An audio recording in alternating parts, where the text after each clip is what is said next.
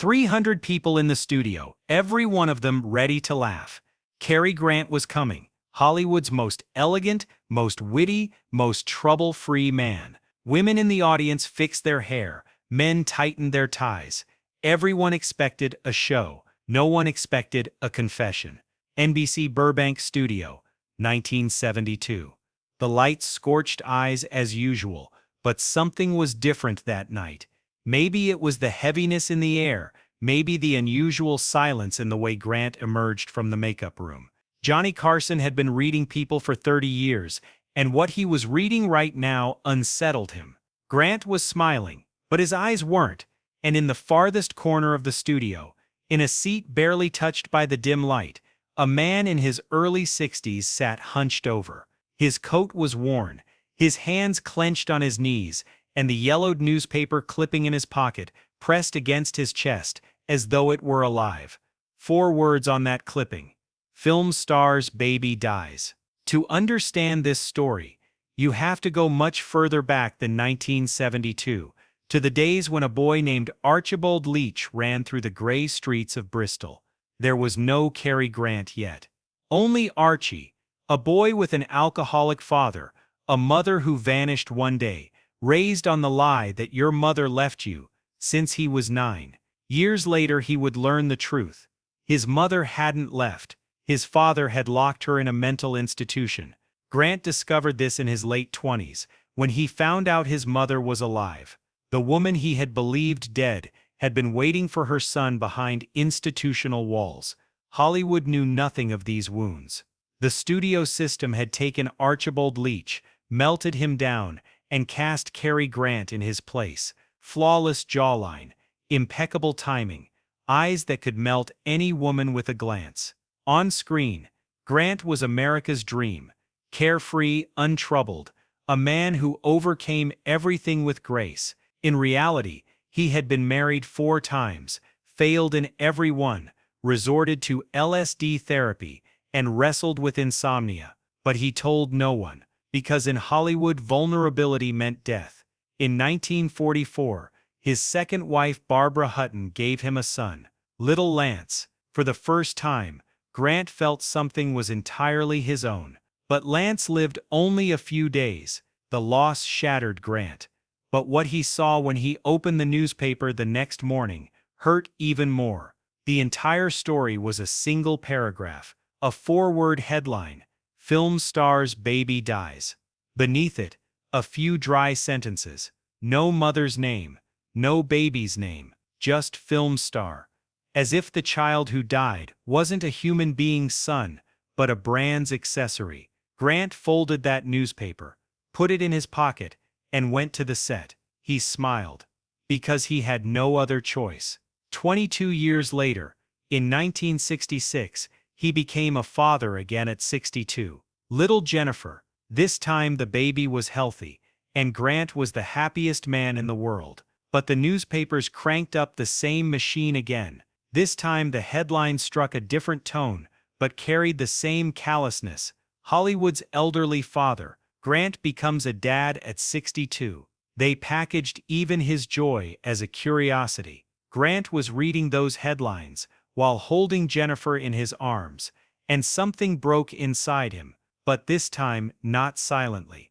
By 1972, Cary Grant had retired from cinema, a 68-year-old man, living what appeared to be a quiet life. But he only looked calm. Something had been building inside him for years. A rage accumulated in newspaper clippings, magazine headlines, and superficial talk show questions. A quiet, controlled rage. When Johnny Carson's producers invited him to The Tonight Show, Grant declined. "I have nothing to say," he said. Producer Freddie DeCordova insisted. Grant declined again. On the 3rd call, after a long silence, he said, "Fine, but I have one condition. Throw away your question cards. I know what I'm going to say." DeCordova hung up with sweat on his forehead. In 30 years of producing, he couldn't recall a guest dictating terms. When he told Carson, Carson simply nodded. "Good.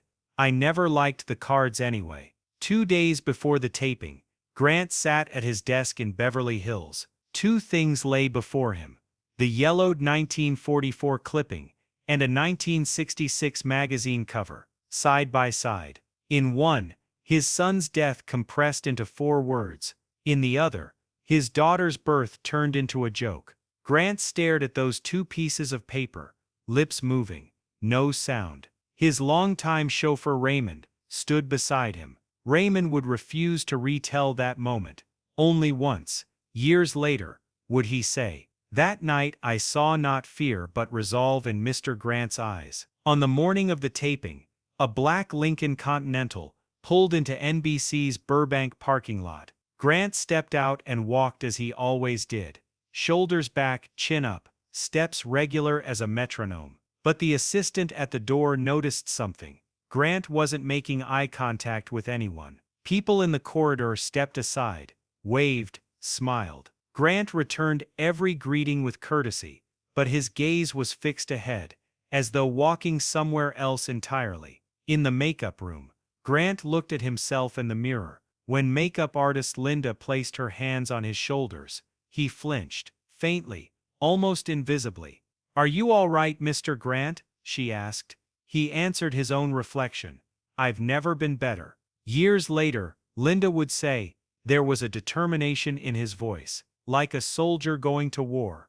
At the same hour, a man slipped through the back door. Jack Malloy, 63 years old, once one of the sharpest pens at the Los Angeles Tribune, now retired, alone, 3 years sober, but his face still bearing the redness alcohol, refused to release. Malloy hadn't bought a ticket. He'd begged an old acquaintance, pleaded just one last time. In his pocket was the 1944 clipping, the same clipping, film star's baby dies, but for Malloy, it carried a different meaning. He had written those 4 words 28 years ago. At 25, blinded by ambition, he'd written them at his desk in 5 minutes, barely enough time to light and extinguish a cigarette. That night he told his wife, "I had a good day," wrote a big story. His wife's expression, that pained bewilderment, he would never forget. She was 3 months pregnant at the time. She looked at his face and asked, "How can a baby's death be a big story, Jack?" Malloy couldn't answer. He couldn't sleep that night. But admitting why would take years. Malloy sat in the back row, invisible beneath his coat. The studio filled up. Laughter, whispers, excitement. Everyone was there to see Cary Grant. Malloy was there to ask for forgiveness. He didn't have the courage to say it aloud, but he hoped that breathing the same air, listening to whatever Grant said, might ease his conscience a fraction. At 10 to 7, the studio lights went down. Stage lights came up. Carson delivered his usual monologue. Political jokes, topical quips. The audience laughed, but beneath his relaxed demeanor was an alertness, as though something set this night apart. "Our guest tonight," said Carson, "is a man who needs no introduction, but maybe none of us really know him. Cary Grant." Applause erupted. Grant walked onto the stage, every step calculated, every movement controlled. He shook Carson's hand, turned to the audience, smiled. That smile, the one millions had fallen in love with, but Carson saw it. The smile ended at the lips. It didn't reach the eyes. The first few minutes went as expected. Anecdotes from old films, Hitchcock stories, the pleasures of retirement. Everything seemed normal. Then Carson asked, "You're 68, retired. Your daughter is 6. How does life feel right now?" Grant's smile faltered for a moment. A very brief moment. "How does life feel?" Grant repeated the question. But there was no humor in his voice. He turned the word over in his mouth, as if weighing it. Then he straightened up, crossed his legs, and looked at Carson. Not into Carson's eyes, but into the darkness behind Carson, into the depths of the studio, as though searching for something there. "Johnny," he said, "you asked me how it feels. I'm going to tell you something. Maybe this will be the lowest rated moment in this show's history. Maybe people will change the channel, but I'm going to tell it." Carson said nothing. He simply leaned forward slightly, a reflex he had developed over 30 years of broadcasting. When a guest begins to tell the truth, get out of the way. Grant began to speak, slowly, carefully, choosing every word. In 1944, I had a son. Very few people know this, because very few people wanted to know. He lived a few days. A few days, that's it. There wasn't even enough time for him to hold my hand. His fingers were so small they couldn't even wrap around one of mine. A ripple went through the studio. Faces that had been ready to laugh froze. Several audience members glanced at each other. Was this part of the script? The next day I opened the newspaper, Grant continued. His voice was still controlled but had dropped a register, as though he were speaking not in a large auditorium but in a small room. My son's death was in the news. You'd think, of course it was in the news. Cary Grant's son died. That's big news. But it wasn't. It wasn't big news. It was small news. Very small. Grant reached into his pocket. The audience held their breath. In his hand was a yellowed, curled, folded piece of paper. He opened the clipping. His hands, Hollywood's most elegant hands, the hands Hitchcock had called perfect hands, were trembling. 4 words, said Grant, looking at the clipping. Film star's baby dies. That's the headline. That's the news. My son's entire life, his entire existence, his arrival and departure from this world. 4 words, not even a full paragraph. Exactly 4 lines. They didn't even write his name, because he wasn't what mattered. What mattered was the words film star. Carson's jaw had tightened. His lips were pressed together.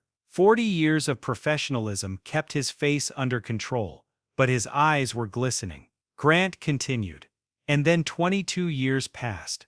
For 22 years I carried that clipping. Every time I changed jackets, I transferred it. Every time I packed a suitcase, I placed it at the bottom. 22 years, and in 1966, Jennifer was born. Here Grant paused. A smile appeared on his lips. A real smile. The kind that reached his eyes this time. When Jennifer was born, I was 62 years old, and for the first time in my life I understood what it meant to love another human being unconditionally. When I heard her first breath, Johnny, I breathed for the first time too. Truly breathed. But the smile faded quickly. The next day I opened the newspapers. You know what they wrote? Hollywood's elderly father, baby joy at 62. When my son died, they dismissed it in 4 words. When my daughter was born, they turned it into a joke. 2 extremes, but really, they're the same thing. In neither is there a human being. In neither am I present. There's only the film star. Grant placed the clipping on the table. His fingers lingered on the paper for a moment, as though saying goodbye. What are we becoming? He said. This time not to Carson, but looking directly into the camera. A child dies, 4 words. A child is born, a joke. In between there's a human being. A human being who breathes, who cries, who can't sleep at night. But that human being doesn't interest anyone. The headline interests them. The circulation interests them. I am 68 years old, and for the first time I am saying this out loud. Those 4 words hurt me more than my son's death. Silence. Complete silence in the studio. 300 people. Cameramen, lighting crew. The producer, everyone. For 11 seconds, no one moved. 11 seconds of silence on television is an abyss. A void. But within those 11 seconds, every person in the studio remembered a moment from their own life, a moment when their pain had been belittled, their joy had been mocked. When Carson finally spoke, his voice was hoarse. Cary, he said. Just his name. Nothing else added. That single word was the most honest sentence of the entire night. But in that studio, during those 11 seconds of silence, while everyone's eyes were locked on the stage, something no one noticed was happening. In the back row, in the corner barely reached by the dim light, Jack Malloy's world was collapsing. Malloy knew the clipping. He could recite it from memory, because he was the one who had written those 4 words, film star's baby dies. In 1944, At 25, he was one of the youngest reporters at the Los Angeles Tribune, ambitious, fast, ruthless. His editor left a note. Grant's baby died. Short piece, page 3.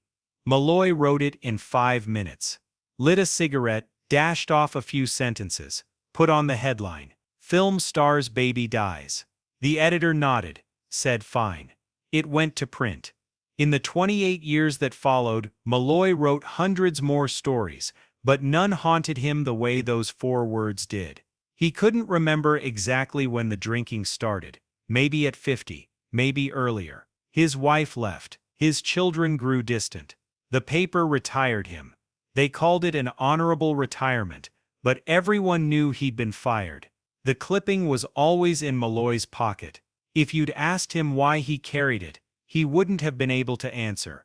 Maybe it was a punishment, maybe a reminder, or maybe a senseless hope that one day he would stand before Cary Grant and say, "I wrote that headline, and for 28 years I've thought about those 4 words every night before falling asleep." And now here he was, in the same room just a few yards away. Cary Grant had just shown the world the 4 words he had written, and said they hurt me more than my son's death. Malloy's hands gripped the edges of his seat. His fingertips turned white. Tears flowed silently down his face, but he didn't wipe them, as if he had no right to. Grant was the victim. Malloy was the perpetrator. But both of them were in the same room, inside the same silence, at 2 different ends of the same pain. As Grant placed the clipping on the table on stage, Malloy in the back row pulled his own clipping from his pocket.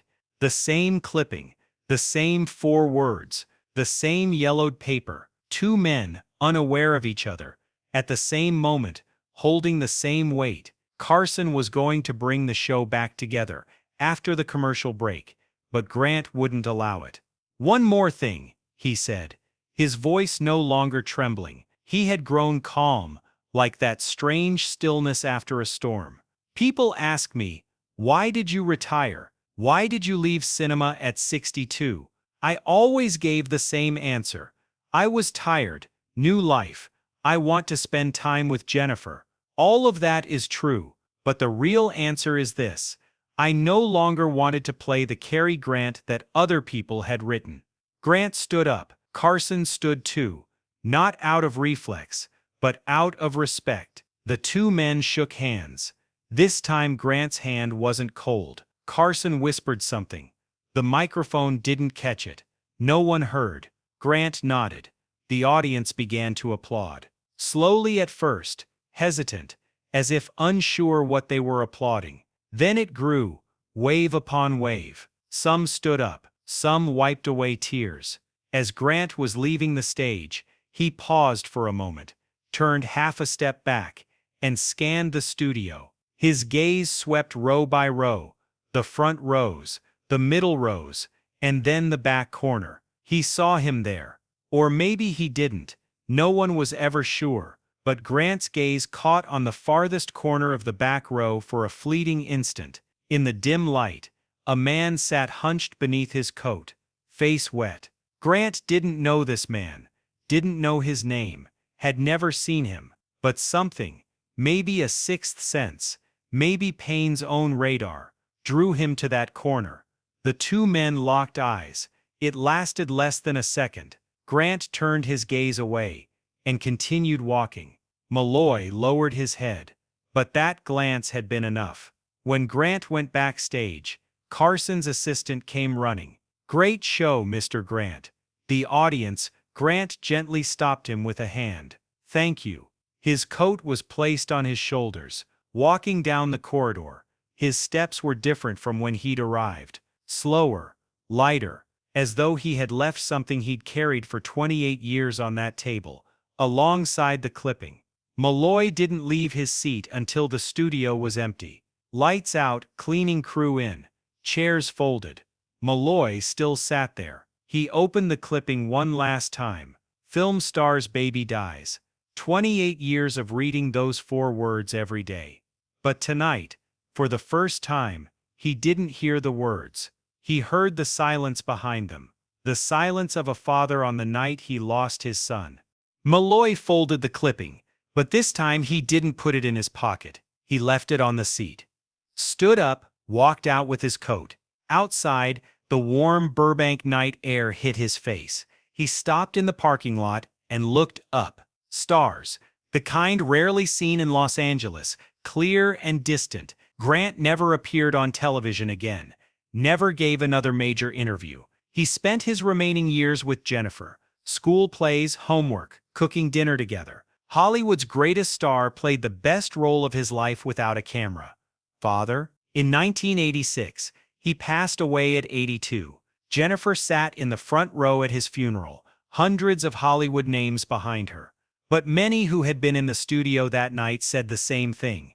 I don't remember Grant from his films. I remember him from that night. Little is known about Jack Malloy after that evening. What he did, where he went, how his pocket felt without the clipping. Lost details. But one thing is known, Malloy never drank again. And he never wrote another story. The full recording exists in the Tonight Show archives. Watch it carefully, and you can catch Grant's brief glance toward the back row as he leaves. Look even more carefully, and you'll make out a man in the dim corner, nearly invisible beneath his coat. 2 men, 1 clipping, 4 words, and 28 years between them. This story doesn't just tell us about the pain of the famous. It reminds us that behind the headlines we read every day, the links we click, the stories we share, there are human beings who breathe. Every headline is a piece of someone's life. Every paragraph is someone's sleepless night. And sometimes the person who wrote that headline shares the same sleeplessness. Maybe right now you saw a headline on your phone and scrolled past it. Maybe you read someone's joy, pain, or fear condensed into a few words and moved on. After watching this story, maybe next time you'll pause for 1 second and think, who is behind that headline? If this story stirred something inside you, share it and subscribe, because here we tell the stories of the people behind the headlines.